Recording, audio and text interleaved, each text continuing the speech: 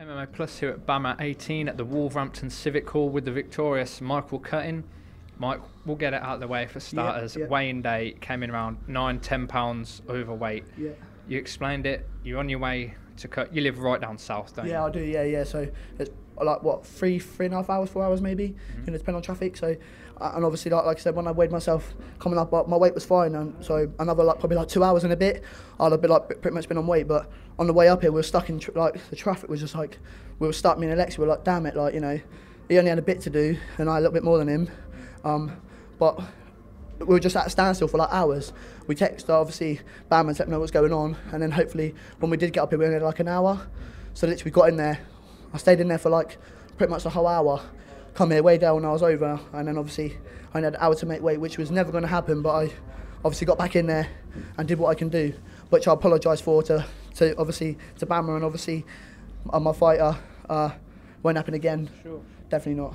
Were you confident of sweating out that 9–10 pounds, I think it was, in the sauna? Because that seems like quite a challenge in itself. It is a challenge, but back in the day, I used to literally, when it was same fight weigh-ins day and then you fight the same day, I was a little bit over then, and I literally did a lot of cardio and then still went in and fought, and I made weight. So like I said, I push myself all the time, you know what I mean? I look past it, to kind of look for something to focus on, do you know what I mean?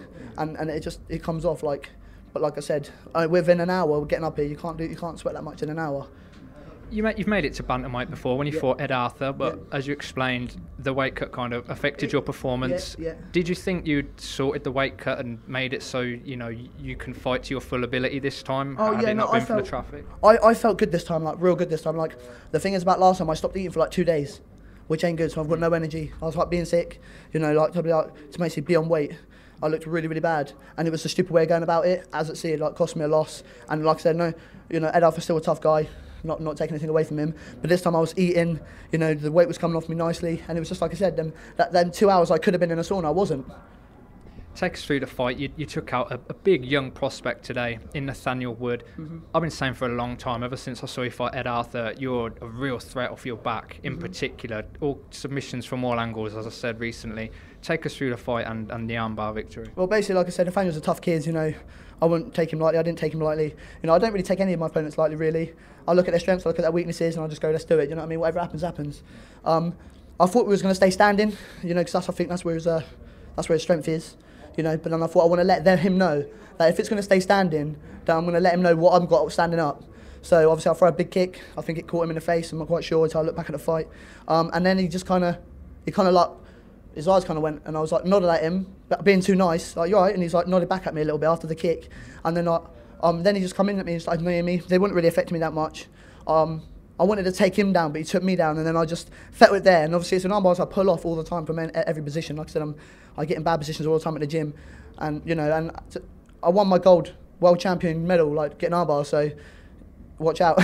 But yeah, I saw the armbar there, took it, and then I just had it on until either I broke something or until the referee come and stopped it. So that was it, really. Looking ahead, do you think a title like the BAMMA British Lonsdale title is something you like to hold? And do you think that title in particular deserves to be more prestigious than it is at the moment with a name like Lonsdale, looking at how big that is in boxing? To be honest, like I said, it'd be nice to have a title on BAMMA, but at the end of the day, if BAMMA want to have me, give me whoever you got, whatever you think's best, really. Like I said, it'd be brilliant if I can prove myself at BAMMA and get a bantamweight title. Then guess what? I'm taking that fight. Lonsdale, it doesn't really matter. Lonsdale's a big name. We've got some Lonsdale boxers on here, so you know what I mean. But like I said, I want to come back to BAMMA and just get back to my winning ways. Maybe in the future when I prove myself again, maybe I think a rematch with me and Ed Arthur would be nice to do. And you're sticking at bantamweight. And I'm sticking at bantamweight, yeah. Best of luck. Thanks again. Very much.